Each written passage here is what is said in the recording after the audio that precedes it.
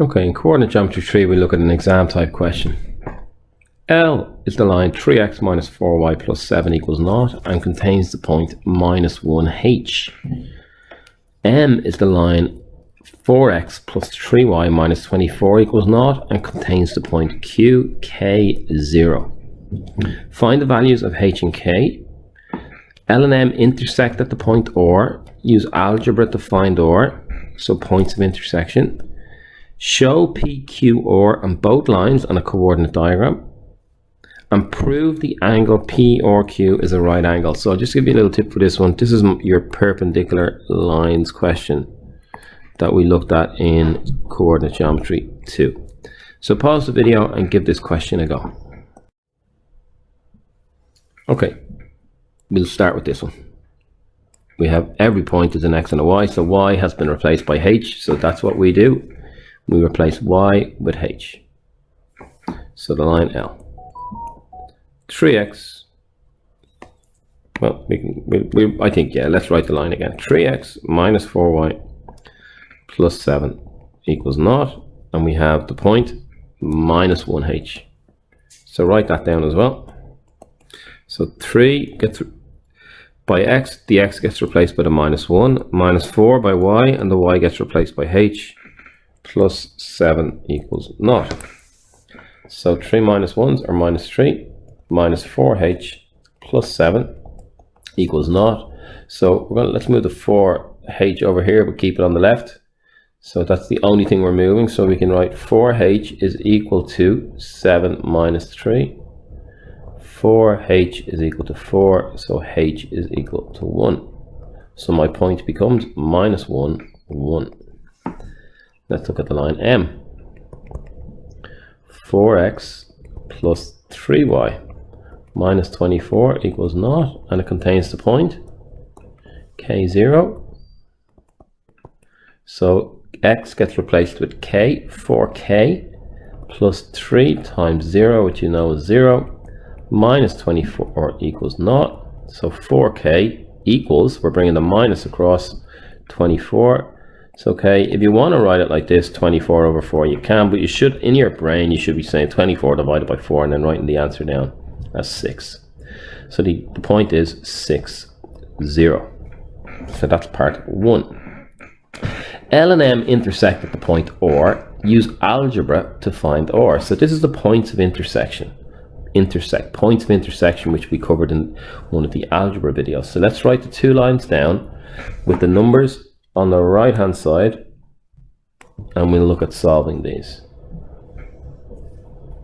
So 3x minus 4y equals minus 7, and we have 4x plus 3y equals 24.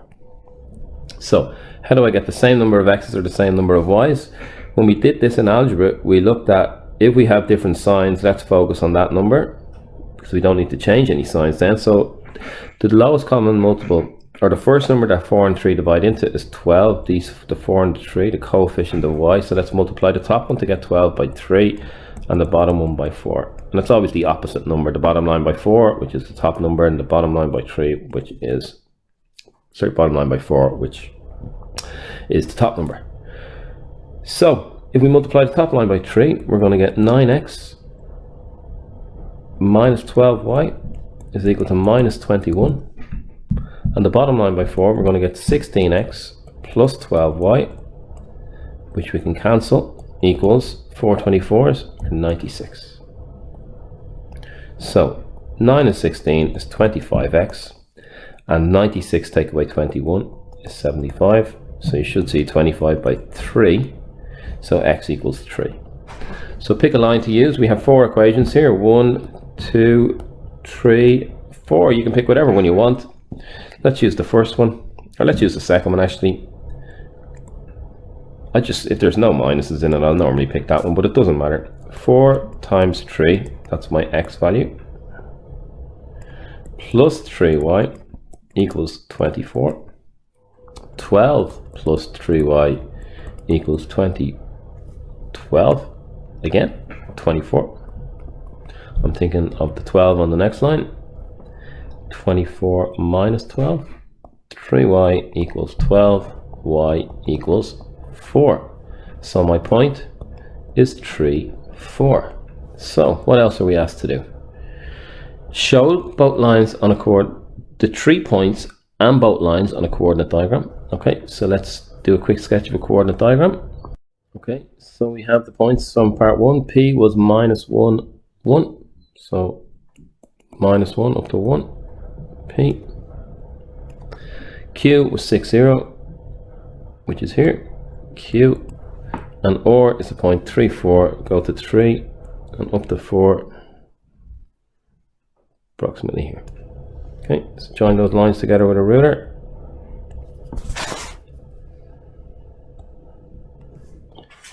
And we're asked to prove that the angle will have to be P or Q or Q or P. Just double check. P or Q is the way they write it. So prove that this angle is right angle. Now, if I just continue along there and continue along there, if these lines, if it's right angle, the lines have to be perpendicular. You can see that there's going to be right angles all over the place, the 4 right angles. So for the lines, to prove, back to coordinate geometry 2, to prove that the lines are perpendicular, we get the slopes, and the product of the slopes is minus 1. So we could, let's use Pythagoras with a right angle triangle to find these slopes. If I drop down here, I can get my rise and run. So I'm running from minus 1 all the way across the 3. How far have I ran? 4, you're telling me. And I've climbed from 1 up to 4. So I've climbed 3. So the slope M1, we'll call this in red, is equal to the rise over the run. Is it positive or negative? You can see that it's positive because we're taking off of that airplane. Okay, let's do in black the second triangle. Again, I'm coming down along the same line and I'm stopping here, and you can see I'm going along the x-axis here. I'm running from 3 to 6. So M2 in black, I'm running from 3 to 6. And what am I climbing? From 0 up to 4. So I'm climbing 4 and I'm running 3, and we're coming into land, so we're feeling a bit negative. So to prove it, we just write 3 over 4 by minus 4 over 3, or 4 over minus 3. We normally put the minus on top, but it doesn't matter. It's going to be minus 12 over 12, which is equal to minus 1.